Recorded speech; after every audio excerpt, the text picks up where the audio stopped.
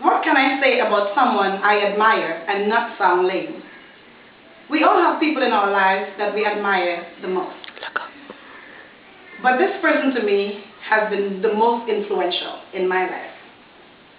Hi, my name is Yvette Lee, and the topic of my speech is someone I admire. When I was given this assignment, I immediately started thinking of all the people that had the most positive impact in my life.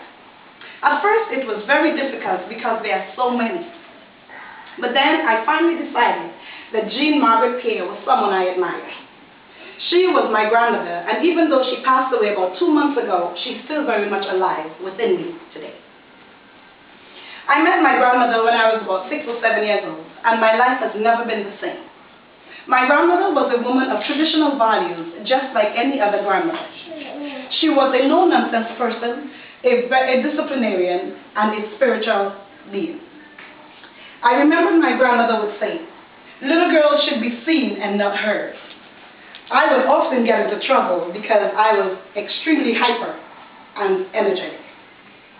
She believed in whooping and handing down consequences. There was never an occasion when I did something wrong that I did not get a consequence for my behavior. There was an incident that I remember just yesterday. I was planning to attend my junior high school dance. The week of the dance, I was on my best behavior, not thinking of all the other things that I had done prior to the big day. My grandmother bought me a new dress, had my hair pressed with curls, new shoes, and I was ready to go. I would never forget this as long as I live. My grandmother did the unthinkable. She told me to go get dressed and wait in the living room. I waited for the entire evening, all dressed up with nowhere to go. It was very late before I realized that I was not attending my junior dance. You talk about consequences. That was a lesson learned. Her reason for not letting me go, she said, because I was rude the week before. I did not always like my grandmother's methods of teaching me a lesson, but they were very well effective.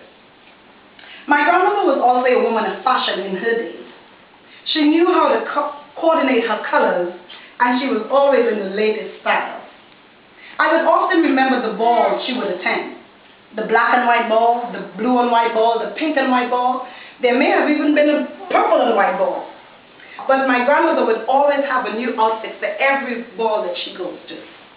She would always make a grand entrance wherever she went. Her clothing was always pressed. My grandmother would never leave the house without looking her best, even to go to the marketplace on Sunday morning. In other words, my grandmother was swanky, as the Trinidadians would say. In closing, my grandmother taught me how to be a lady. Her lessons were not always well received by me as a child, but now that I'm older and have children of my own, I can appreciate the many lessons she was trying to convey to me.